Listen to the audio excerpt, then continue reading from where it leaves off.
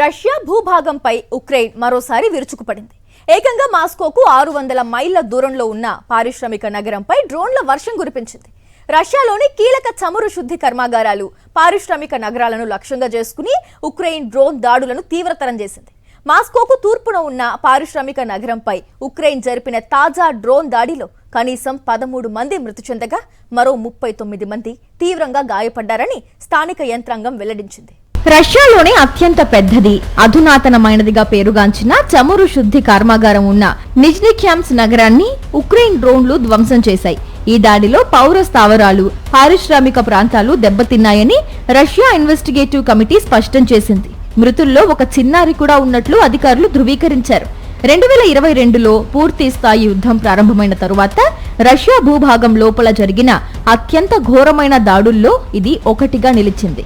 యుద్ధం మొదలైనప్పటి నుండి Ukraine నగరాలపై Russia క్షిపణులు, డ్రోన్లతో దాడులు చేస్తూ భారీగా పౌర ప్రాణ నష్టం కలిగిస్తోంది.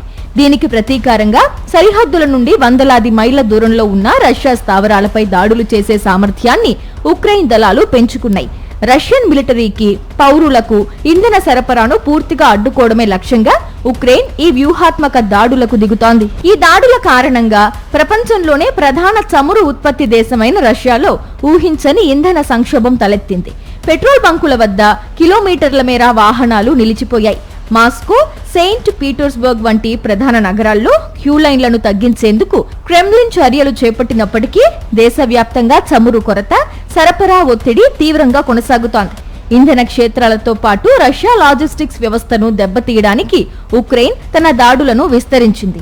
రష్యాలో అతిపెద్ద ఆన్లైన్ రీటైలర్ వైల్డ్ బెర్రీస్ కు చెందిన 20కి పైగా ప్రధాన గోదాములను ఉక్రెయిన్ దళాలు ఇప్పటికే టార్గెట్ చేసి ధ్వంసం చేశాయి. వరుస వైమానిక దాడులతో రష్యా ఆర్థిక వ్యవస్థను, సైనిక సరఫరాలను కోలుకోలేని విధంగా దెబ్బతీయడమే కీవ్ వ్యూహంగా కనిపిస్తోంది.